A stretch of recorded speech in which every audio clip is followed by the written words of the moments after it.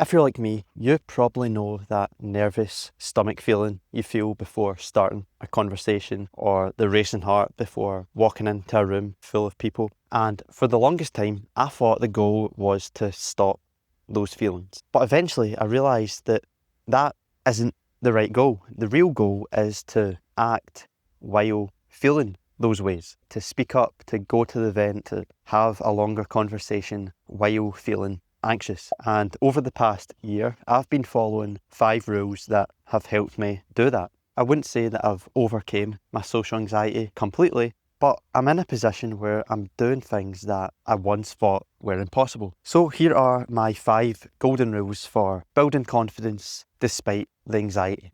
Rule 1 is to lean into it. The more willing you are to feel anxious, the less anxious you will feel. You can start looking forward to nervous moments and start to see them as opportunities to train your brain that starting conversations or going to a party or an event, these things aren't actually dangerous.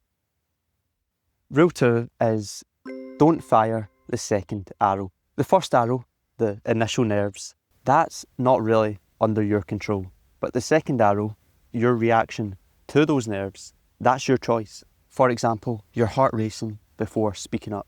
You don't have much control over that. But what you do have control over is how you respond to that. Do you feel your heart racing and speak anyway? Or do you avoid? Do you run away? Do you hide? Do you tell yourself that my racing heart means that there's something wrong? It's about letting that first arrow hit without piling on the judgment. Rule 3 is do what non-anxious you would do while feeling anxious. Courage is saying hi anyway. Confidence is being okay with messing up a sentence or two. Ask yourself, if I weren't feeling anxious right now, what would I do? And then take one small step towards that with the nerves still there. Rule 4 is always give yourself credit for showing up. Recovery isn't about how rarely you feel anxious. It's about how you respond to the anxiety when it shows up. Every time you have a conversation or go to the event even though you didn't want to, or stay in a conversation despite your heart racing, all of that stuff takes courage and it's worth appreciating.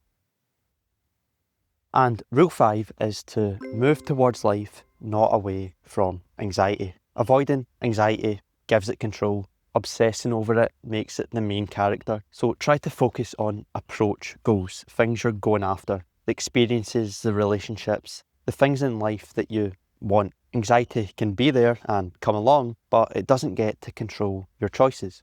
So to recap, this is what the 5 rules look like. Rule 1, you lean into nervous moments and the shift is from avoidance to willingness.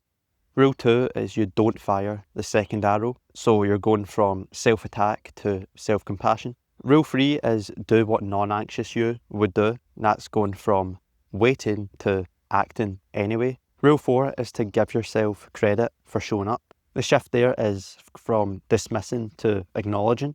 And rule 5 is to move towards life, not away from anxiety. And that's about going from avoidance goals to approach goals.